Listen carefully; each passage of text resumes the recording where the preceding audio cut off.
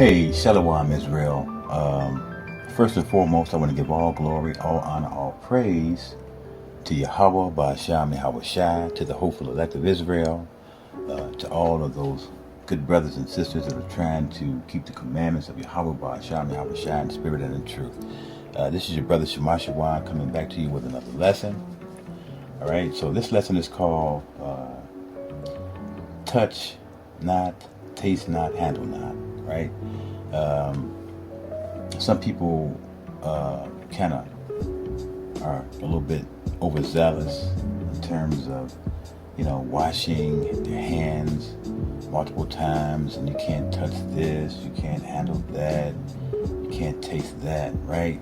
So, we don't want to be over righteous in this thing, right? So, let's get right into it. All right, this is Colossians chapter 2 and 18. It says, "Let no man beguile you of your reward in a voluntary humility and worshiping of angels, intruding into those things which he have not seen, vainly puffed up by his fleshly mind, and not holding the head, from which all the body by joints and bands, having nourishment, minister and knit together, increaseth with the increase of Yahweh." 20 says, "Wherefore, if ye be dead with Hamashiach Yahushua from the rudiments of the world, why, as though living in the world, are ye subject to ordinances? Touch not, taste not, handle not, which all are the perish, which are all to perish with the using, after the commandments and doctrine of men, which things have indeed a show of wisdom in will worship and humility, and neglecting of the body, not in any honor to the satisfying of the flesh." So in other words, what Paul is saying is, this stuff is not going to kill you, right? In terms of, you washing your hands and all that stuff. We understand, the germs and stuff like that. However, we don't want to be over righteous in a matter like that. Washing our hands, as I mentioned earlier, just so many times, and I can't touch this, I can't touch her, I can't touch him, I can't, So we got to be careful with that. So now this is what Yahweh requires of us. Let's go to the book of Sirach. Right? Chapter 38 and verse 10. It says, "Leave off from sin, and order thy hands aright, and cleanse thy heart from all wickedness." So again, Yahweh requires the cleansing of your soul, your heart. It's not what comes out. It's not what goes in a man that defiles him. It's what comes out of the man that defiles him. Okay, let's get Matthew chapter 23. Right, Matthew 23 and 23. So this is red letter, Yahweh Shai HaMashiach, right? This is Matthew 23 and 23. It says, "Woe unto you, scribes and Pharisees, hypocrites! For ye pay tithe of mint and anise and cumin, and have omitted the weightier matters of the law, judgment, mercy, and faith. These ought ye to have done, and not to leave the other undone. Ye blind guides, which strain out a gnat and swallow a camel." Right? It says, "Woe unto you, scribes and Pharisees, hypocrites! For ye may clean the outside of the cup and of the platter, but within they are full of extortion and excess. Thou blind Pharisees, cleanse first that which is within the cup and platter, that the outside of them may be clean also.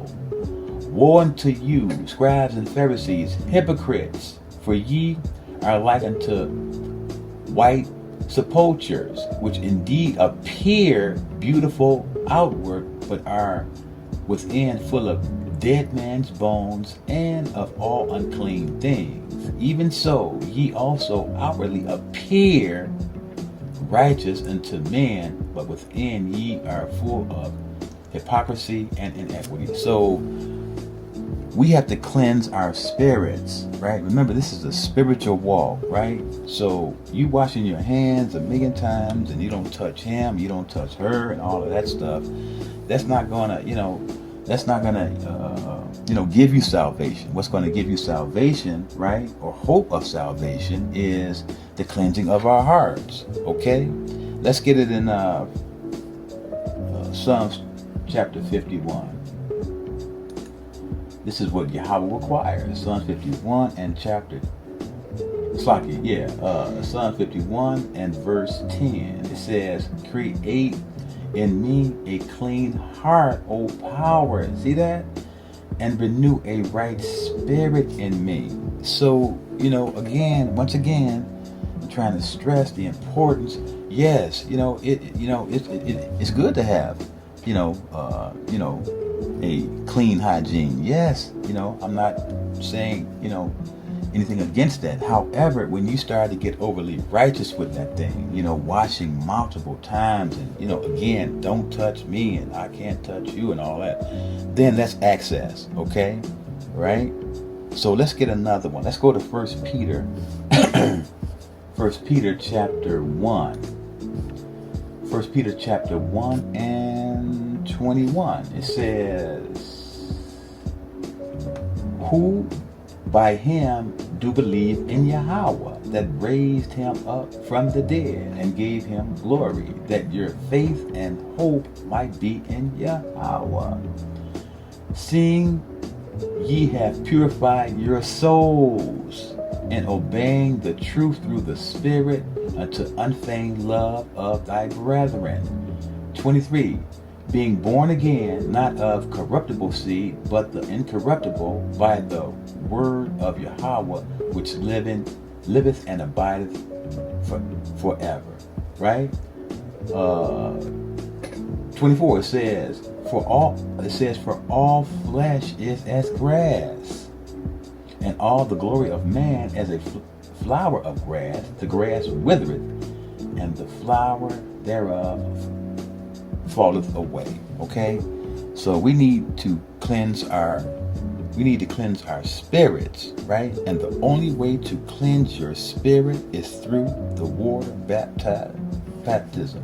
The water baptism is the only way to cleanse your spirit and your soul, okay? Because it's a spiritual cleansing. Let's get that.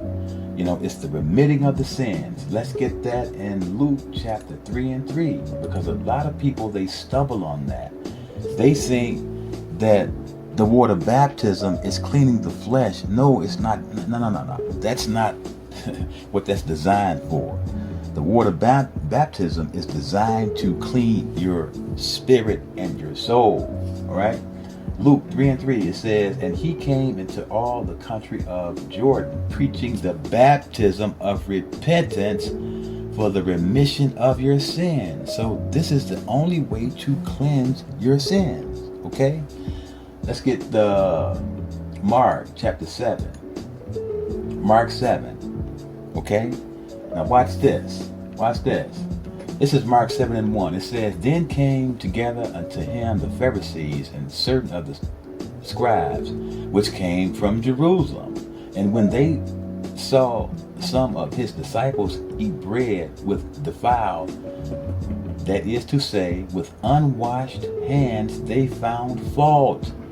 For the Pharisees and all the Jews, except they wash their hands off, eat not, holding the tradition of the elders." Okay, let's get Galatians chapter 1. We're not trying to appease no man. You're trying to please Yahweh Ba'asham, Yahweh Shai. Again, let Yahweh be the truth and every man a liar. Come on, Israel. Right? This is Galatians chapter 1 and 10. It says, "For do I now persuade men or Yahweh? Or do I seek to please men? For if I yet please men, I should not be the servant of Yahweh Shai HaMashiach." So we're not trying to please men. We're trying to please Yahweh Ba'asham, Yahweh Shai. Let's go back to Mark chapter 7. Verse 4, it says, and when they came from the market, except they washed, they ate not, and many other things there be, which they have received to hold, as the washing of cups, pots, and brazen vessels, and of tables. Look at this, right? Then the Pharisees and Sadducees, then the Pharisees and Sadducees and scribes asked him, why walk not thy disciples according to the tradition of elders? Look at this, man. These were some bold dudes, just like today. But eat bread with unwashed hands. Man, how was I finna cut these dudes? Look, watch this. 6, it says, he answered and said unto them, do letter, well have Esaias prophesied of you hypocrites, as it is written, this people honoreth me with their lips, but their heart is far from me.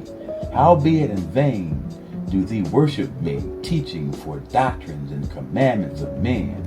For laying aside the commandment of Yahweh, ye hold the tradition of men, as the washing of pots and cups, and many other such things, like things ye do.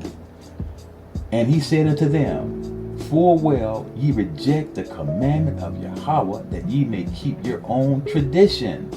For Moses said, honor thy father and thy mother, and whosoever curseth father and mother, let him die the death.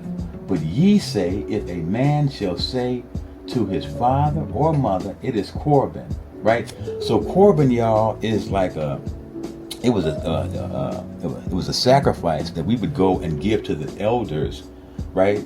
Or to the Levites, and they would sacrifice this sacrifice for us. And so this Corban would expunge us, right, from the obligation that we had for our parents. So in other words, we were able to throw them away and to completely disregard them. Look at that, right? Back to the verse, Mark 7:11, right? It says, read that again. It says, but ye say, if a man shall say to his father or mother, it is Corban, that is to say, a gift, by whatsoever thou mayest be profited by me. See, look at that. He shall be free. Look at that. And ye suffer him no more to do aught for his father or his mother, making the word of Yahweh of none effect through your tradition, which ye have delivered, and many such like things ye do. And when he had called all the people unto him, he said unto them, hearken unto me, every one of you, and understand, there is nothing from without a man that entereth into him can defile him, but the things which come out of him, those are they that defile the man. If any man have ears to hear, let him hear. And when he was entered into the house from the people, his disciples asked him concerning the parable. And he said unto them, are ye so without understanding also? Do ye not perceive that whatsoever thing from without entereth into the man, it cannot defile the man, because it entereth not into his heart, Israel, but into the belly, and goeth out into the draught, purging all meats. And he said, that which cometh out of the man, that defiles the man. For from within, out of the heart of men, proceed evil thoughts. Here it is. This is what defiles you. Evil thoughts, adultery, fornication, murders, theft, covetousness, wickedness, deceit, lasciviousness, an evil eye, blasphemy, proud, foolishness. All these evil things come from within and defile the man. So this is what defiles the man, not the washing of your hands and all of that stuff. And again, I'm not saying, don't be clean and stuff like that. I'm not saying that. What I'm saying is, when you're over righteous like that, you don't want to be over righteous like that. Let's get that. Let's go to the book of Ecclesiastes. Touch not, handle not, taste not. Come on now. Right, this is Ecclesiastes chapter 7 and 16. It says, be not righteous over much, neither make thyself over wise. Why shouldst thou destroy thyself? So you don't want to destroy yourself, okay? Now, let's see what Yahweh requires of us. This is the washing that he requires. Let's go to Psalms chapter 73. Psalms 73 and 1. It says, truly Yahweh is good to Israel, even to such as are of a clean heart. So this is what Yahweh Ba'asham Yahweh Shai requires of us. Not washing your hands multiple times. You can't touch this and all of that. Don't touch me, I can't touch you, right? So I hope this lesson was edifying. Once again, I want to give all glory, all honor, all praise to Yahweh Ba'asham Yahweh Shai. Shalom.